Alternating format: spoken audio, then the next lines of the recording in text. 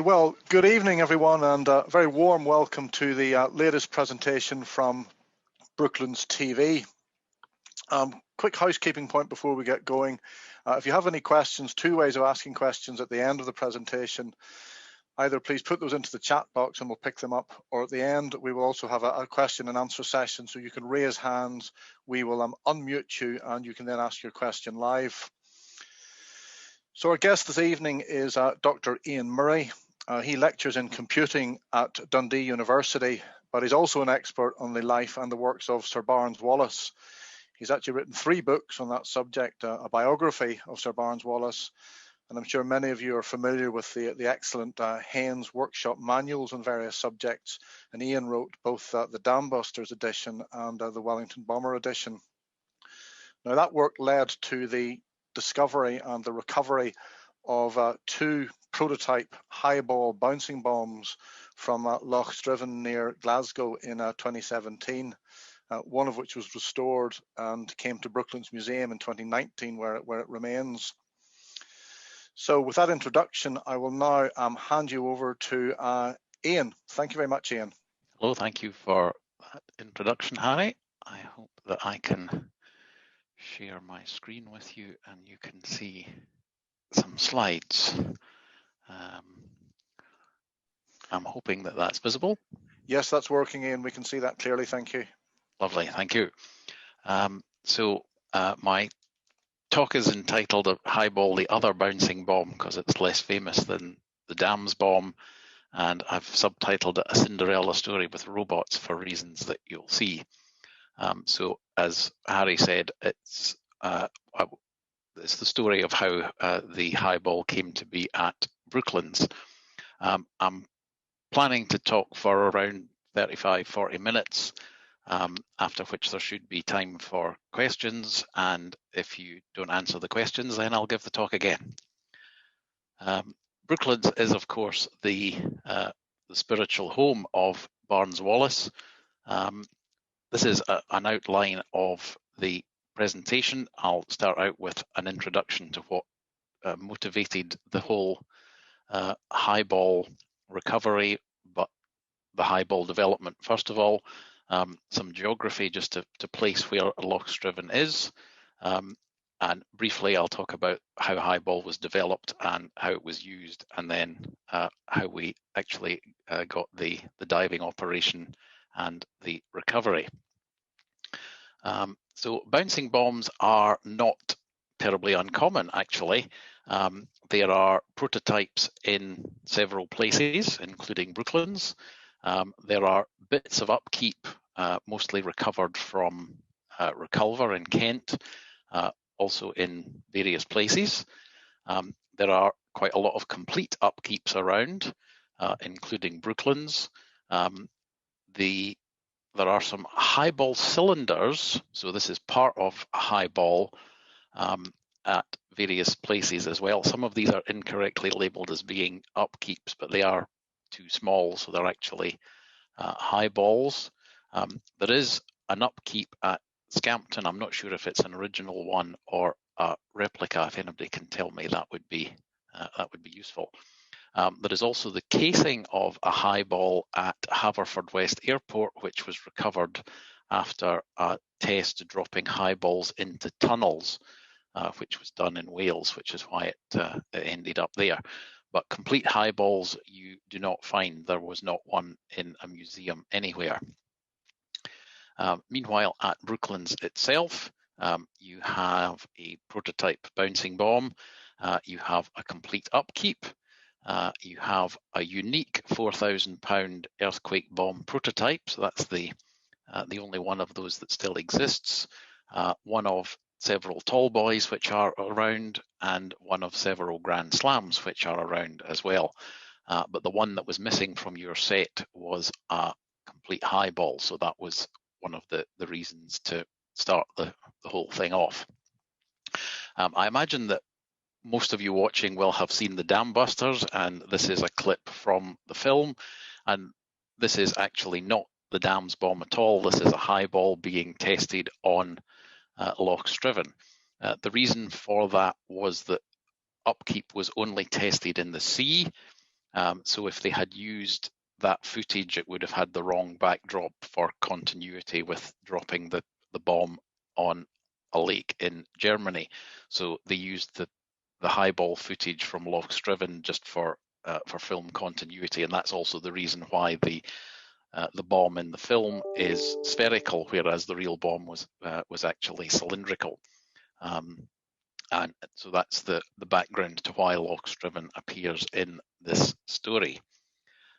So Wallis actually patented his bouncing bomb idea in 1942. This was one of 140 patents which he produced during his working life.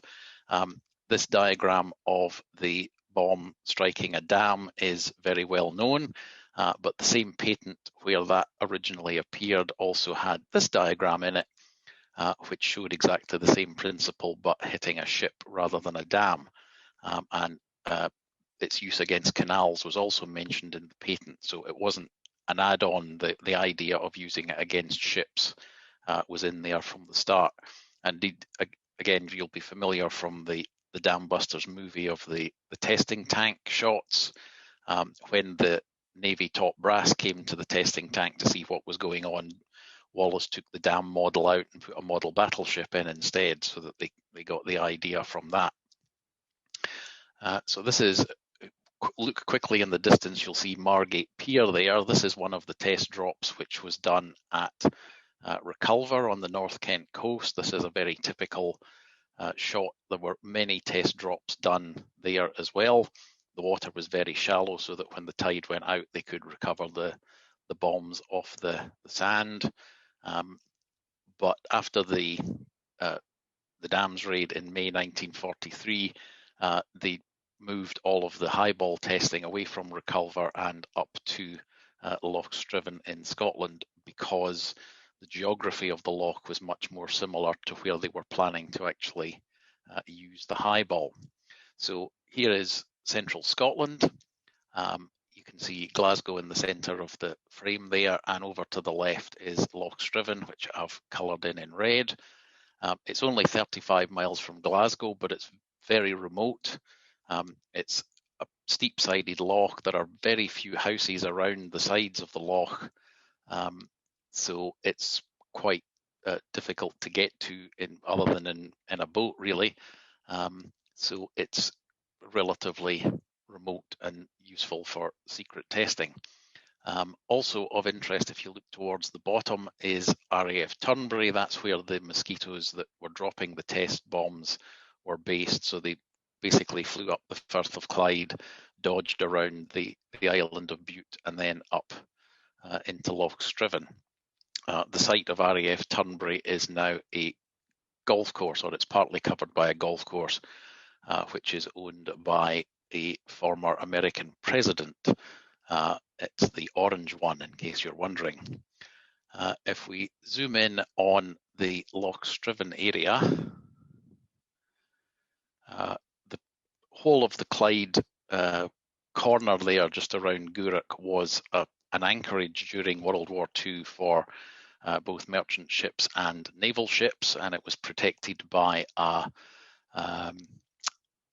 net, a barrier across between Dunoon and Clough Point there to protect it from enemy submarines. The bottom left there is HMS Varbell on the island of Bute. That was the base for the X-Craft midget submarines. They were actually using Loch Striven as well for exactly the same reasons, that they were going after the same target. So they sailed out of Port Bannatyne there and up into the loch.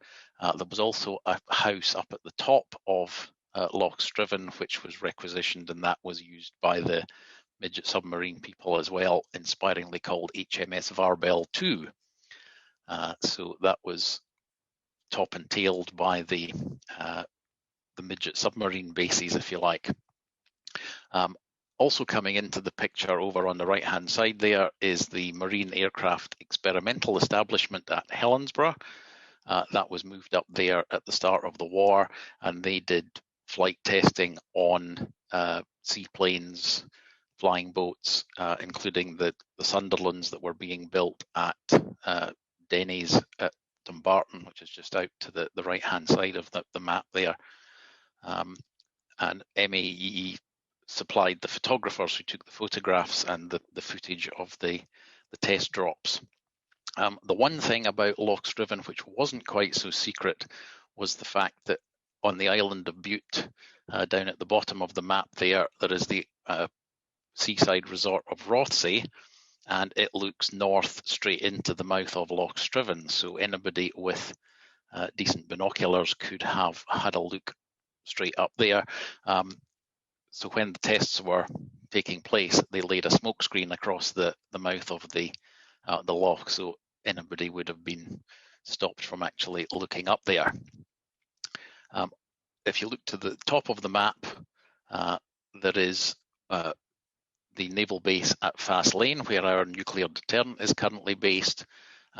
That's also currently home to the Northern Diving Group, who are explosive ordnance divers, and they will come into our story later on as well.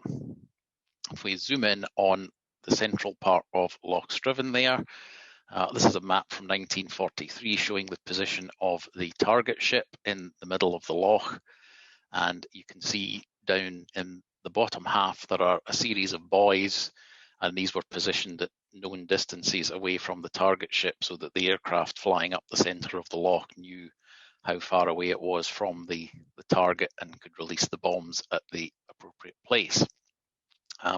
If we zoom in on that,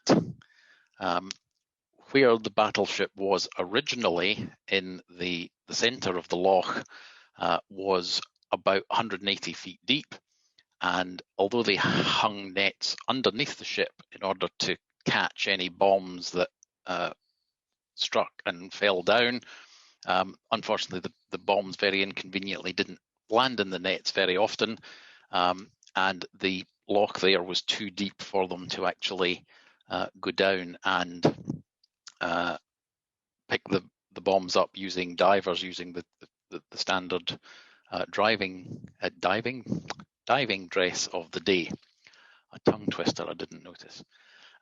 The battleship which they used was a French World War I battleship, Hulk, and it was used between 1943 into the summer of 1944, and then it was taken to be sunk off the coast of Normandy. It forms part of the breakwater around the Mulberry Harbour at Arromanches.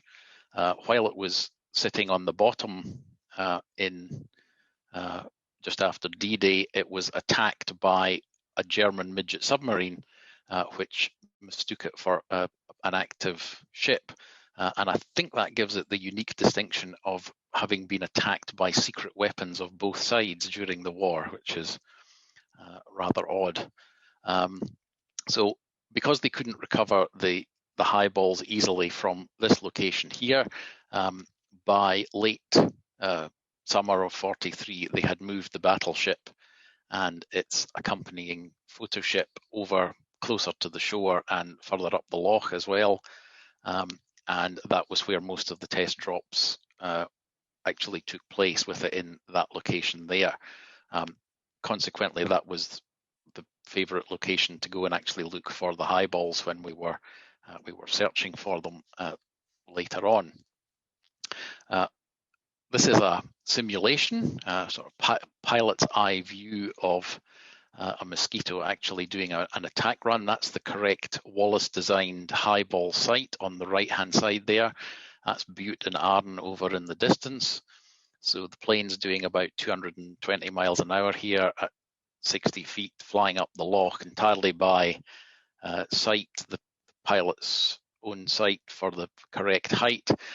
You saw the buoys there, and then overflying the target ship, and the Mosquito would pull up over the hill, dive down into the loch on the other side of that hill there, and then fly back to RAF Turnberry ready for the next mission. So this is the genuine, one of the genuine test drop footage of the actual drops, and you can see the wooded hillside, but very few houses around. But the bomb really does go a very, very long way and very quickly as well.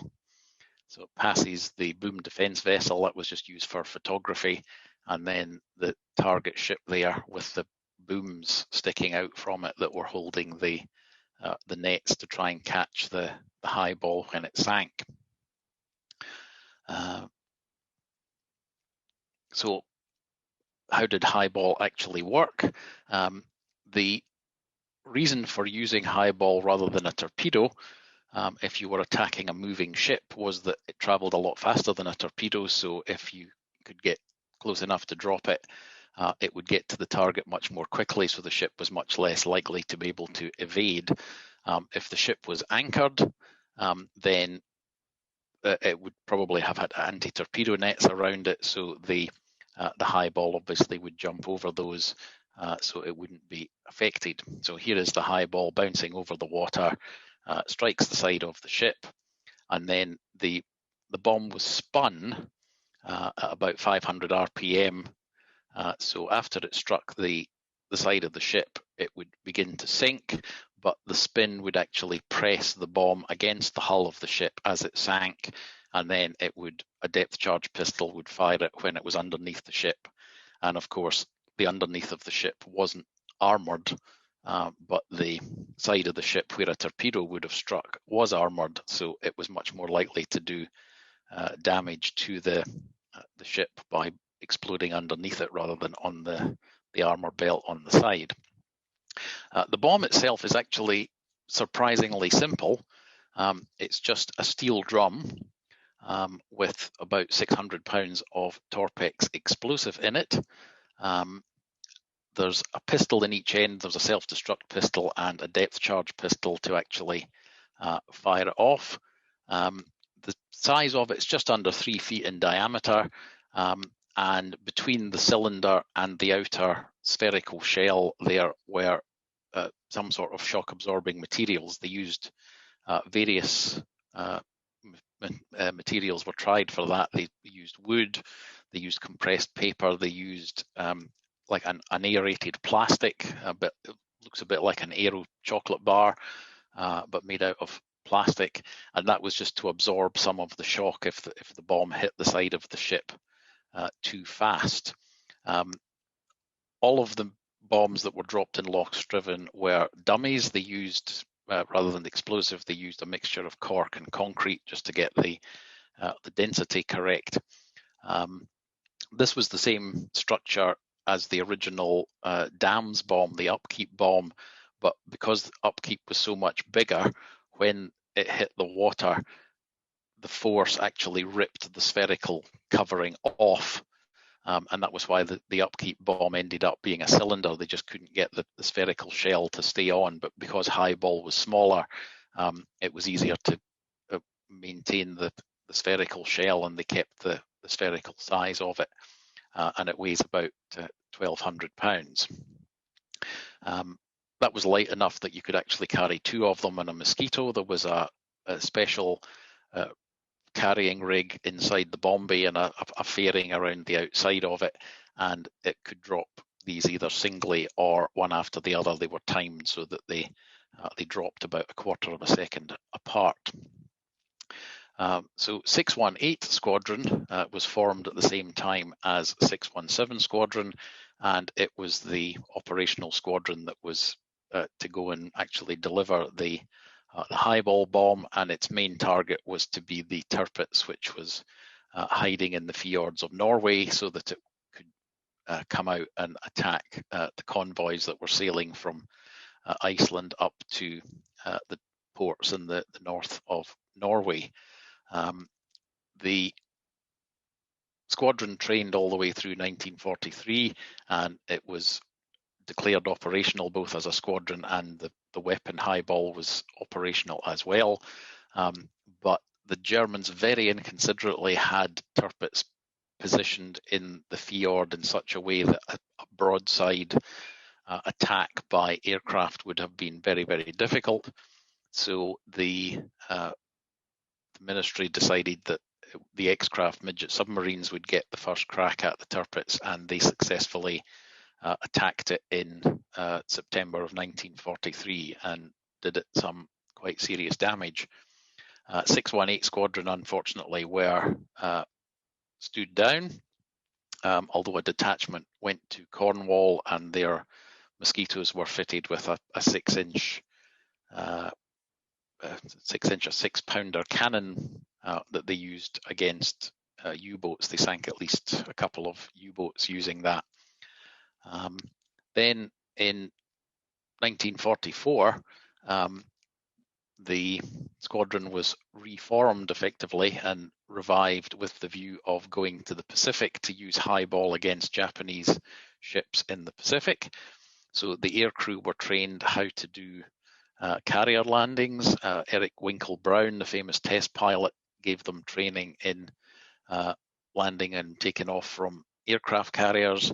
And then in October 1944, 25 or so of the mosquitoes were packaged up and put onto 2 escort carriers, and they sailed for Australia, and they got there just on the last day of 1944. The squadron was never, they continued to train, but they were never actually used in combat for reasons which are still debated. This may have been because the Americans didn't want us so heavily involved in their part of the war, or that most of the serious Japanese capital ships had already been sunk, or there was no point in revealing the secret weapon. We may never know the actual reason that it was never used, but even before the war ended, July 1945, the squadron was broken up and all of the Highballs were blown up in a controlled explosion. So that was the history of Highball, and this is where my interest came in. So round about 2007, 2008, I was researching my book about Barnes Wallis, and one of the things which I wanted to put in that was a list of all of the test drops of all of his weapons, which I could find because they were spread across numerous different documents. So I wanted to bring these all together. When I did that, I discovered that I had solid written evidence for at least 120 Highball drops in Loch Striven, and I had circumstantial written evidence for about 80 more, and that probably didn't include the squadron practice drops. That was just the weapon testing drops. So the squadron were supposed to get 2 drops for each crew, so that would have been another 50. Again, I have a document which says that there were no live weapons dropped, and I also knew that many of them had not been recovered because they had missed the nets and they couldn't actually get them. So my logic at that point was that there were probably still quite a lot down there in the loch, and I knew from there not being one in a museum anywhere that we had a good incentive to go and try and recover one. However, I am not a diver. I'm not really a strong swimmer either, so I had to get myself some divers to actually carry out this new mission which I had. So my first stop was actually one of the schools at the University of Dundee, because they were well known as computer artists, and what they were doing and are still doing, they're making serious money, is taking data from side scan sonar of objects on the seabed and then turning that into a 3-dimensional visualization. So this is actually their scan of one of the wrecks in Scapa Flow. They've done the Royal Oak as well, and various other ships, and now they're doing it commercially. They did a scan of the ferry that sank off Korea, was one that they did as well. So that group put me in touch with both a PhD student that they had, who was a trainee diver and was also into making underwater films, but also a marine archaeology company, and that was a good contact to actually try and do the diving operation. We just needed to get some money. So this is where the story starts to get almost a little silly. because it's a rather unconventional way of paying for an operation. This is a view from Rothsay looking north into Loch Striven, and in the distance there you can see a little white patch in the distance. So this is a number of ships, and due to the economic downturn in 2008, the shipping line Maersk had made a deal with Clydeport, who owned or at least managed Loch Striven, and they laid up 6 of their container ships in a raft in the middle of the loch. So this is a view looking the other way, so you can see Rothsay over in the distance now. The locals were not very happy about this because the ships made quite a lot, even though they were inactive, they made quite a lot of noise. And Maersk were very concerned about the negative publicity that they were getting. And as a result, they ended up inviting nearly everybody that lived within a 10-mile radius out to the ships to have lunch on at least one occasion. And this is where the story really, really gets weird, surprisingly courtesy of Children's BBC and Mission 2110.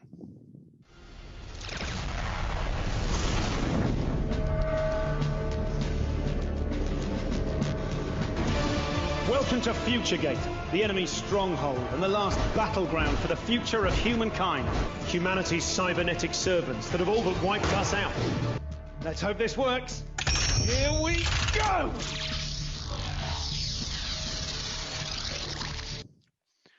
So this TV show was a bit like a children's version of The Crystal Maze. So it was set 100 years in the future, where only one human is left alive, fighting against the roboids who have destroyed mankind and who inhabit a base which looks rather like a set of container ships sitting in a Scottish loch. So the chap that you saw there uses a time machine to beam children from our age to the future to help him fight against the robots which are inhabiting the ships. Maersk, the shipping line, were paid £30,000 by the BBC for using the ships as a set for the show, and Maersk were keen not to be seen to profit from that contact. So what they did was to run a charity competition in which local groups could compete for a share of that £30,000, and they used an online poll to divvy up who got the money. So from that, in April 2010, we secured £1,200 for the diving expedition, and that was presented at a very nice lunch on board. This is the captain of one of the ships and some of the Rothsay Pipe Band who got more than me. But that's me getting the check from the captain out on the wing of the bridge, and I sailed off into the sunset with the money. So that was April 2010. In May, we set up a preliminary dive. Just essentially, a couple of divers were going to walk in off the shore and see what the conditions were like in the loch. But the publicity from the competition led to the owner of this fishing boat contacting me just the day before we were going to go diving. And he said that he fished in the loch and there were definitely some highballs in there. I said, how do you know? He says, because we fish them out occasionally, accidentally.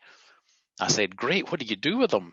He said, oh, we take them over to the deep bit of the loch and drop them in there because we don't fish in that bit. I thought, great, so they are there, but some of them have actually been moved. That's not very helpful. He did, however, offer us the use of his boat as a diving vessel, and this is a couple of the divers. This is the PhD student from Dundee and the commercial underwater archaeologist diver doing a quick dive in the loch. We realised later if they had swum just in the other direction, they would have probably found one, but on this occasion they didn't. So armed with all of that information, we came back in July of 2010. We rented out the fishing boat for a couple of days, and he took us up the loch, and this is a view of his sonar, and you could see these very nice semicircular lumps on the bottom of the loch. So we sent the divers down onto one of these, and it was a rock about the size of a highball. So they came back up again, and then we found another one. He had some of these marked on his charts, which was very helpful. And they dove down onto that, and it was a rock about the size of a highball as well. So they came up, and then we found another one, and we dived down onto that, and it was a side charge from an X-Craft midget submarine, because they were training in the loch using the same ship as a target, but that wasn't a highball. So this happened through that day. All of the targets were not highballs. So the following day, they managed to get the use of a remotely operated submarine to save having to actually get suited up every time and dive down. So we used that, and on, I think, the second target that we went to with the submarine, we found a large anchor, a very large anchor with a very large chain attached to it, and we followed the chain along with the midget submarine there, and partly to my surprise, I didn't see any connection between the chain and highball, but there was one sitting right beside the anchor chain, and within a very few minutes we had spotted about at least half a dozen up, and down they went, and we found a whole bundle. So there's one there. There's the anchor chain, which you can see is very substantial. It's the sort of thing you'd anchor a battleship with. There's another highball there, and further up another one, and further up another one. Come on, swim faster. You can still see some of the white paint on that one, and the hole in the end, there's a little lobster peeking out there. So we now knew where the highballs were, and it was just a case of arranging to get them brought out. Unfortunately, at that point, this happened, not terribly much at all. In fact, we put in a bid to the lottery, which was unsuccessful. My diving contacts company went out of business. I tried to sell the idea to the Northern Diving Group at Fast Lane, but I got no interest from them. I started some of the paperwork, because there's quite a lot of paperwork involved in recovering something from the seabed that's owned by the Crown, so you have to meet some of their requirements, and you've got to talk to the Ministry of Defence and things like that as well. I discovered that there's an RAF procedure for recovering wreckage from an aircraft which has crashed, but they don't have a procedure for recovering something that was deliberately dropped by an aeroplane, which was rather strange, but that sort of slowed things down. Then another coincidence comes into play, because one of the data science students at Dundee that I was supervising, he knew the new incoming head of the Northern Diving Group, and he put me in touch with him personally in 2015. So they said that they hope to go and have a look in sometime in 2016, but I never heard from them, although I did pester them a little bit, but I never actually heard back from them.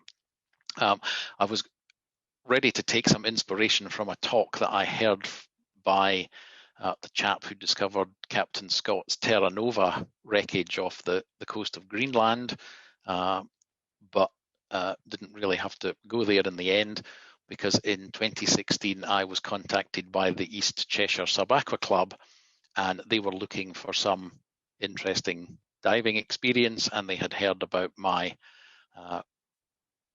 desire to get a highball out of Loch Striven, and that started things moving again. So this is the team that they put together. All 12 of these good folk were involved in the diving. Over on the right there is Mark Paisley. He was the leader of the team. I'm sure that most of you listening are familiar with John Nichol, the guy who wrote this and a number of other aviation books. He was a tornado pilot in the first Gulf War, got shot down. Mark Paisley was flying the Tornado immediately behind him. And when he left the RAF, he got interested in diving, and he's now a professional diving instructor. Two of these, including the Dundee student, were also on the 2010 dive. I should say they all paid their own way for this mission. We didn't have to raise any money for it. They were all willing to pay their own way just for the actual diving experience, provided their own boats and fuel and accommodation, etc. So they were useful people to have. So the plan was that they would find or re-find the Highballs, pick a couple of good ones and lift them up using airbags from the bottom of the loch and tow them using the boats over to a slipway, and then wait for the tide to go out and pick the Highball off the end of the slipway. So that was planned for July of 2017, and then about 3 months before that, something rather unexpected happened. I discovered that dive teams are like buses. They tend to come along in pairs, because I got contacted by the chap from the Northern Diving Group, and he said, I had divers on the Highballs this afternoon. When would you like one? So initially I was in a panic, because I thought that the Navy would preempt these good people and all of the mission that they had set up. But the obvious thing to do was to put the two teams in contact with one another, which turned out to be a match made in heaven, and the amateur divers got the diving experience they wanted. The Royal Navy divers got the EOD experience that they were looking for, and the Royal Navy team very nicely came with a large diving support vessel which had a 10-ton crane on it, which made the actual recovery of the Highball a lot easier and safer, which was absolutely fantastic. So this is video from the bridge of that ship just as the first Highball breaks the surface there. One of their diving support vessels off to the right. They put a frame round it to hold the strapping on because they kept coming loose. We had these tanks ready to put them in. I was very concerned when a bit of the outside shell came off, but it turned out that that was just accretion that was stuck to the outside of the bomb. So once we got the bomb into the tank, we got the hammer and chisels out, and after I had definitely reassured them that there were definitely no live weapons here, we started hacking away at the accretion stuck on the outside. So this is me talking to the leader of the Northern Diving Group, explaining the workings of Highball. He looks fascinated there. This is the other Highball, which the team took down to the Mosquito Museum in Hertfordshire. So it's currently sitting in a tank of water under their prototype Mosquito there. And this is the second Highball, which we recovered when it's been partially removed of all of the gunge. The gunge is absolutely horrible. It sticks, I don't know what it is, but it sticks to everything. So the bomb that was destined for Brooklands, first of all, went to the Mary Rose Trust down in Portsmouth. So this is it sitting in a tank of desalination fluid, water with some extra chemicals in it. The tank on the left-hand side's actually got a bit of the Mary Rose in it. So it sat in that tank for a while until all of the salt was removed from it, and then they took it out and dried it off and varnished it so that it was conserved. This is me talking to it for a television program in 2019. They asked me to put rubber gloves on before I touched it. I didn't like to say to them that I'd previously been hitting it with a hammer and chisel, but we got there. And then the final part of the jigsaw, the bomb was recovered from the Mary Rose Trust and delivered to Brooklands. And this is Andy Lambert's footage of the delivery, that it's passing the Grand Slam and popped down right beside its big brother. So, final piece of the jigsaw, Brooklands now has a complete Highball to complete its collection of Barnes Wallis bombs. Thank you very much for listening. You'll find more information on these websites, and I'm happy to take any questions. Thanks very much indeed. Thank you very much indeed, Ian. That was absolutely fascinating. So if you want to maybe stop screen sharing, and then we can look at you then when we do the questions. So there are a few that, and I thought about this as well actually. I had heard the legend that in the Dambusters movie, when it was made, it was still top secret as to what upkeep actually was, and that although it was cylindrical, as you say, in the movie it was shown as a sphere, because that was still secret. But you said that's not actually the real reason. It was just because they couldn't get the sphere to work around the cylinder on the larger upkeep bomb. Well, it certainly was still secret. It wasn't declassified until 61, 62, I think. And even in the Dambuster shots where you see the test drops, although you can see it's a bouncing bomb, they've actually matted it out, so you don't see any detail of the bomb itself. It's just a black disc, and it sort of wobbles a bit because the matte painter was a bit shaky.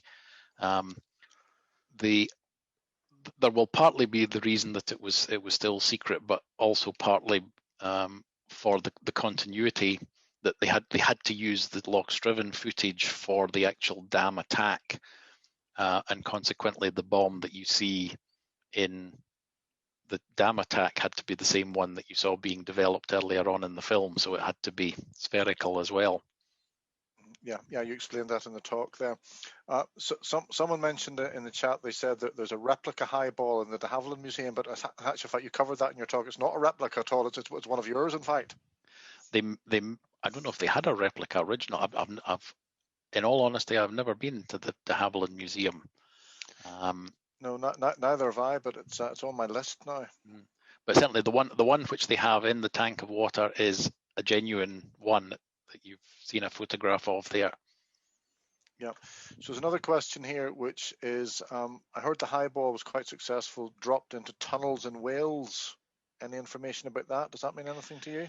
Yeah, there's in a place called Main Clochog in Wales, there's a very short railway tunnel about 100 yards long, and they were interested in using Highball to bounce into the mouth of railway tunnels to bring down the wall of the tunnel. So they did some static experiments where they put explosive on the wall of the tunnel to see if an explosion would actually bring the roof of a railway tunnel down, which under the right conditions it did. So they did a number of test drops of the Mosquito flying from RAF Valley to Mine Clochog and flying along the railway and dropping the bomb into the mouth of the tunnel. So some of them hit the face of the tunnel, some of them did actually go into the tunnel, and because it was actually very short, some of them actually got all the way through and out the other side. There is some footage of it's probably Barnes Wallis actually standing on the railway about 100 yards away from the mouth of the tunnel, which is very close when somebody's flying over your head and dropping a bomb. But there's certainly people standing on the railway as the Highball whizzes over them and into the mouth of the tunnel. Yeah, health and safety hadn't been thought of back then. So a question from someone who's obviously a cricket enthusiast as well as being interested in this subject. Anti-ship Highballs were deployed with backspin, but some of the land-based tests appear to have topspin. Is that correct? Yes, they did some tests at a bombing range in the New Forest where they were rolling Highballs, again, possibly for use against tunnels, but possibly for use against other things as well. But the land-based ones, or the ones that they were dropping on land, they put forward spin onto. There wasn't the need for as much range with those ones, so they actually put. I don't know why they needed to spin them at all. Probably for balance, but certainly if you see Mosquito Squadron, which is an entirely fictitious tale with David McCallum, you actually see some archive footage of it's a bit of an analog to the Dambusters actually, but it's with mosquitoes and highballs, and you see some actual test footage from the New Forest with the forward spun highballs being dropped there. I see. Well, thanks. So we have a quick update on the de Havilland Museum. Apparently there are two there. One is the one that you brought up, and the other is papier mâché. So that answers that question. You just mentioned being tested in the New Forest. Someone has asked the question, is it true that one was tested on a range off Wells in Norfolk? Is that true? Their 618 Squadron trained in Norfolk, a place called Beccles, and that was where they did some of their aircraft carrier landing practice. I don't think they actually dropped any bombs there, though. They were just doing, they had Beccles Airfield, they painted an aircraft carrier onto the runway, and they had the 618 pilots come in and try and land on the painted runway, on the painted aircraft carrier on the runway. So that's probably what led to the confusion that they were testing there, although they weren't actually dropping bombs in that vicinity. There's a question there about spinning highball. I think you've already answered that. Someone's asking for any more information about 618 Squadron. Obviously nowhere near as famous as their 617 comrades, but I think you said it was disbanded at the end of the war then. Yeah, so in 1943 they actually went up to a place called Skitton, which is between Wick and John O'Groats, and they were sighted there essentially waiting for the phone call to say go and bomb the Tirpitz, because they would probably have flown to Sombra and refueled and then flown up to Norway. So they did some training, and they did drop some practice highballs in one of the bays fairly close to Skitton. Funny story. I went on a trip up to the Orkneys a couple of years ago when you could still do that sort of thing, and I was on a bus going from Inverness to John O'Groats and passed a house, and there was a large brown spherical object in the garden of this house, which was about 2 miles away from RAF Skitton. So on the way back, I was sitting with the camera ready to get a picture, and thanks to the joys of Google Earth, I was able to identify the house, and I wrote them a letter and said, I'm interested in that spherical thing in your garden. It's not a highball, is it? And because that would obviously have saved a lot of bother. But it turned out it was just it was a fishing float. It was actually only about 2 feet in diameter, but whizzing past on the bus, made my heart stop as we went past. Yeah, your head was obviously full of highball thoughts at the time. Okay, well, I think that completes the questions. We have some questions in the Q&A and some in the chat, but I think that completes them all now. So Tim is saying we're going to move to live questions now. Yeah, we just got Andy here. Okay, I'm a volunteer in the library and I've got quite a few logbooks. And about 2010, we had an inquiry from a guy whose great uncle, or certainly a relative of his, had been involved in photo reconnaissance at the beginning of the war, and he'd been killed at Vickers at the end of the war, but didn't quite know what happened in the middle.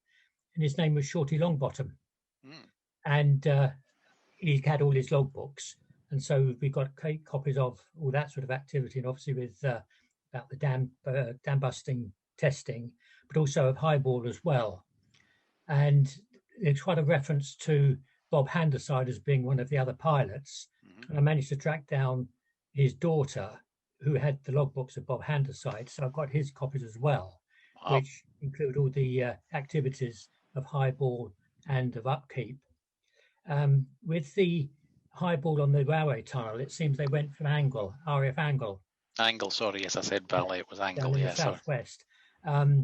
The reference to Wells was, I think, because it was so close to Beccles airfield, rather than doing any dropping down there, because the only place would have been the Wainfleet Ranges, and I don't think they did anything there at all. Yeah, I don't think so. Yes, it was Yeah. Wells next to the sea is the Yes, yeah, that's place, right. yeah.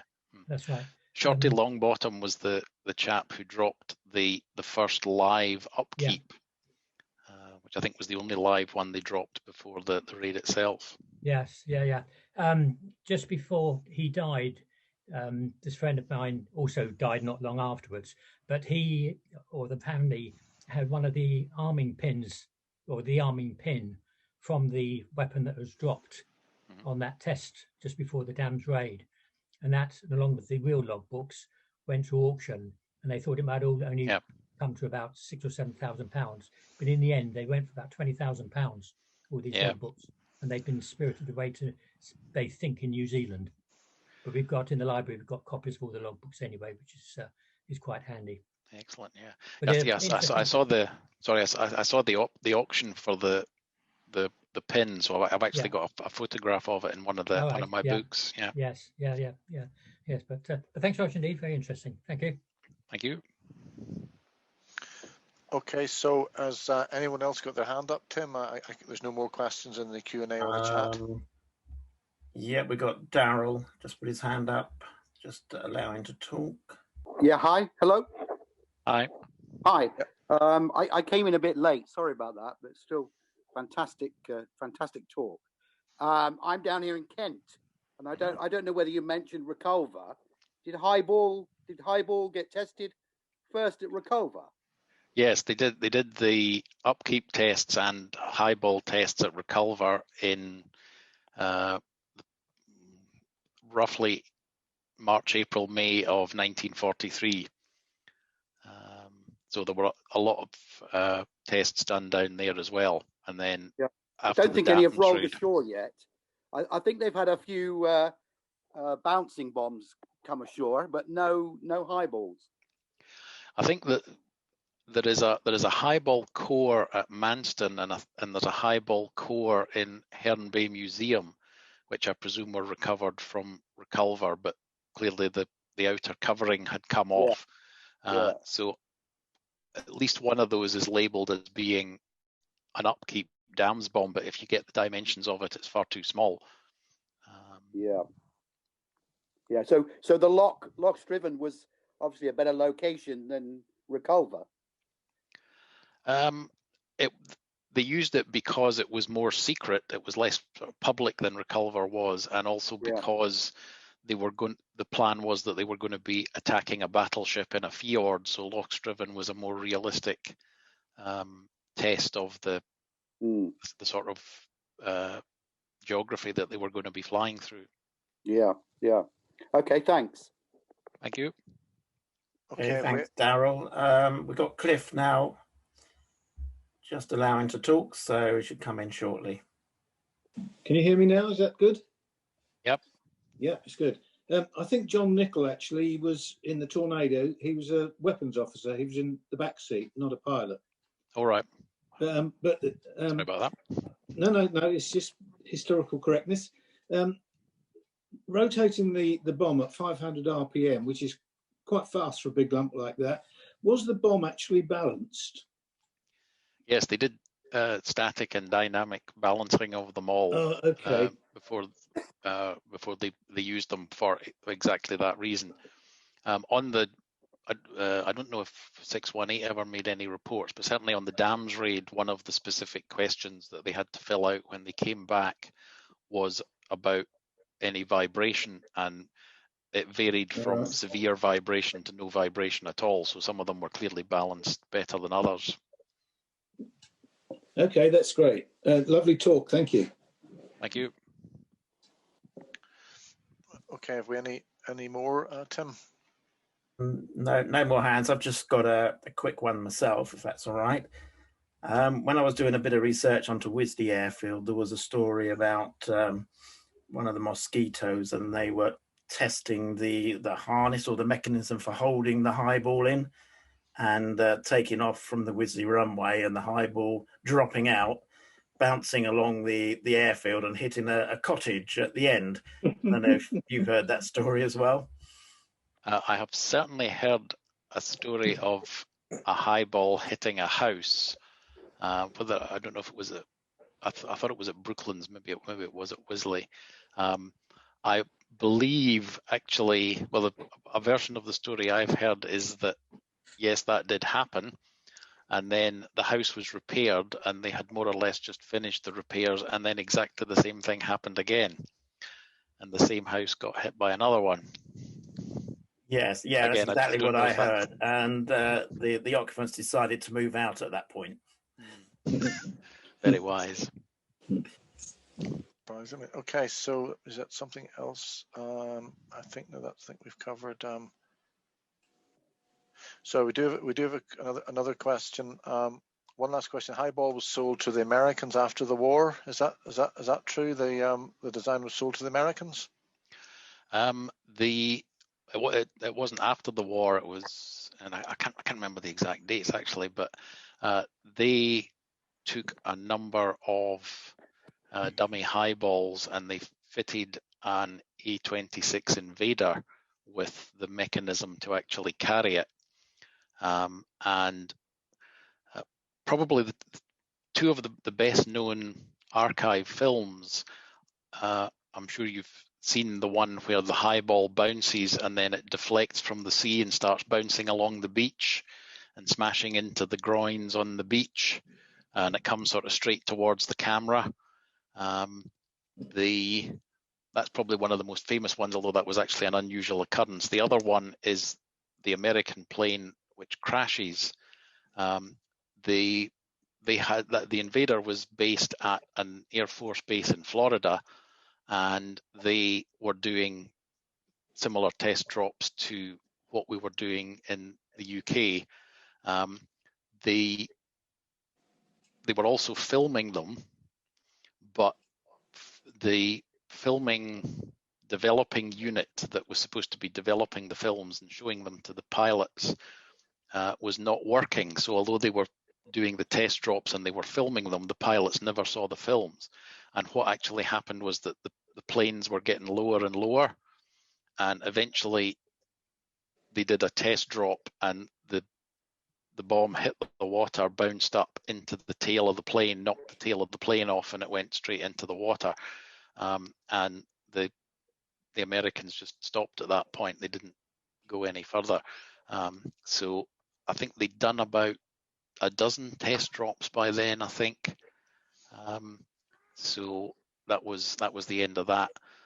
It was very surprising actually, because clearly the RAF did several hundred test drops of Highball during the war, and they didn't have any serious mishaps with the aircraft at all.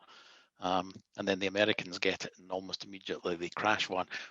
We did have a crash after the war. They were doing some rough sea trials off the island of Islay on the west coast of Scotland, and the Highball, they think, hit the face of a wave and caused a big splash, and the big splash took one of the horizontal stabilizers off the Mosquito, and it crashed into the sea. So that was in 46. They were the only two crashes, one American and one ours. So a question has been raised, Iain, I was wondering this myself.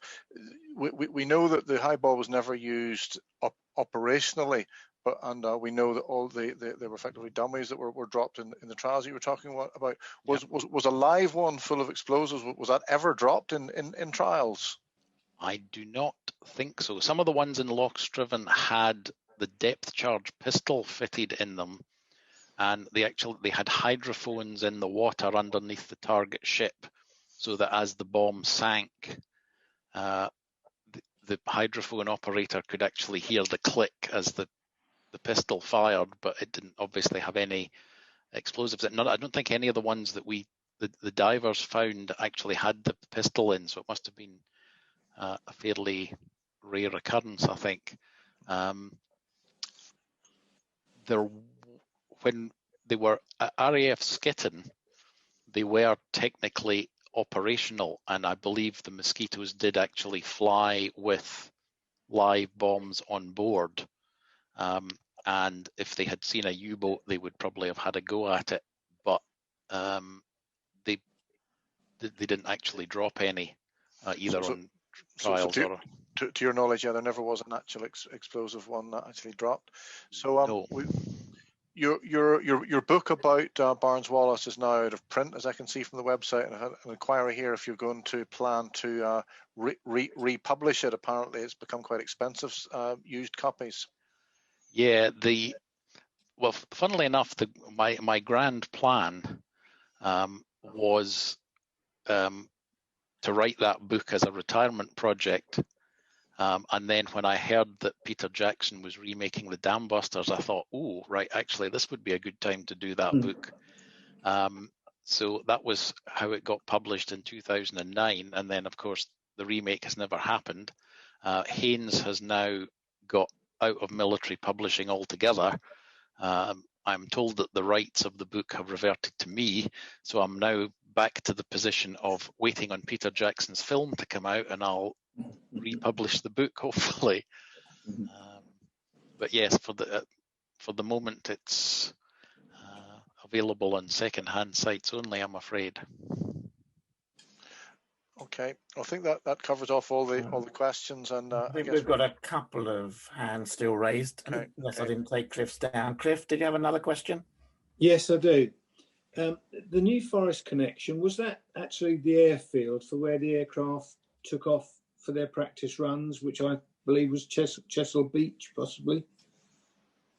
The Chesil Beach was only used for the very early prototype drops, right, which would all have been from a Wellington, I think. The New Forest, it was the Ashley Walk bombing range in the New Forest that they were using. I don't know where the Mosquitoes actually flew from on that occasion. Might have been Boscombe Down, but I'm just guessing at that because it's relatively close, but I don't know for certain. Okay, so the New Forest was a bombing range, not necessarily an airfield. Yes, Ashley Walk was just a bombing for test dropping bombs on. They had a number of concrete targets, including a submarine pen, which they were using as targets. That's another one of my myths exploded then. Okay, thank you. So I think you said, Tim, there's someone else with a raised hand. Yeah, Andy did, but I think he's taking his hand down again. Unless you have got a question, Andy? I'm still here. Did you have a question? Yeah, it's about the Ashley Walk situation. It was from Boscombe, and the pilot was Squadron Leader Rose. Right. Yeah. Well, but there are probably more than just Squadron Leader Rose, but he was the main pilot doing the drops of the Highball. Yeah. Okay, so I think we're about done then on questions then, Tim. No one else. Yeah, we've got no more hands raised at the moment, Harry. Okay, well, thank you very much, Iain. That was absolutely fantastic. I'm certainly going to go out and get your book on the Dambusters. That's really raised my interest in that. Your Haynes manual, so I'll get one of those, and maybe one of your Barnes Wallis books if I can find one. So yes, thank you very much indeed, and thank you everybody for joining the webinar this evening, and we look forward to seeing you on the next episode of Brooklands TV. Thank you all very much indeed. Good night. Thanks all. Good night.